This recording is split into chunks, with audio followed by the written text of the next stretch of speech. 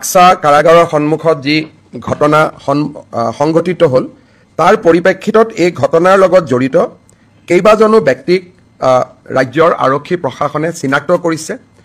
ভিডিঅ'ৰ জৰিয়তে তেওঁলোকৰ আইডেণ্টিফিকেশ্যনৰ প্ৰক্ৰিয়া চলি আছে। বৰ্তমানলৈকে যিসকল আইডেণ্টিফাই হৈছে তেওঁলোক হৈছে নুৰুল আলম, তেওঁ মদুলিবাৰী বুলি গাঁৱৰ। দ্বিতীয়তে মহিদুল ইছলাম, তেওঁ all Bodoland minority students union, যাক সৰুকৈ আমি ABMCU বুলি কওঁ, তেওঁ ABMCUৰ কাৰ্যকৰ্তা।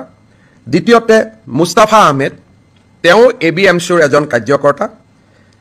ওচৰতে জেলৰ কাষতে দীঘলটঙা বুলি এখন গাঁও আছে, সেই দীঘলটঙা গাঁৱৰ নিবাসী শিৱজন আলী। তাৰপিছত দীঘলটঙা গাঁৱৰে শ্বহীদুল। আৰু এজন ব্যক্তিক গ্ৰেপ্তাৰ কৰা হৈছে আহেলা মিয়া, বৰ্তমান তেওঁ ভোটাৰ হৈ আছে, অৰ্থাৎ তেওঁ সন্দেহযুক্ত বিদেশী। ট্ৰিব্যুনেলত তেওঁৰ কেছ চলি আছে। ৰমিজ আলী, তেওঁক গ্ৰেপ্তাৰ কৰা হৈছে। আৰু 8 নম্বৰ অভিযোগকাৰী হ'ল আছিক, আৰু 9 নম্বৰজন হৈছে হৰে কৃষ্ণ পাঠক।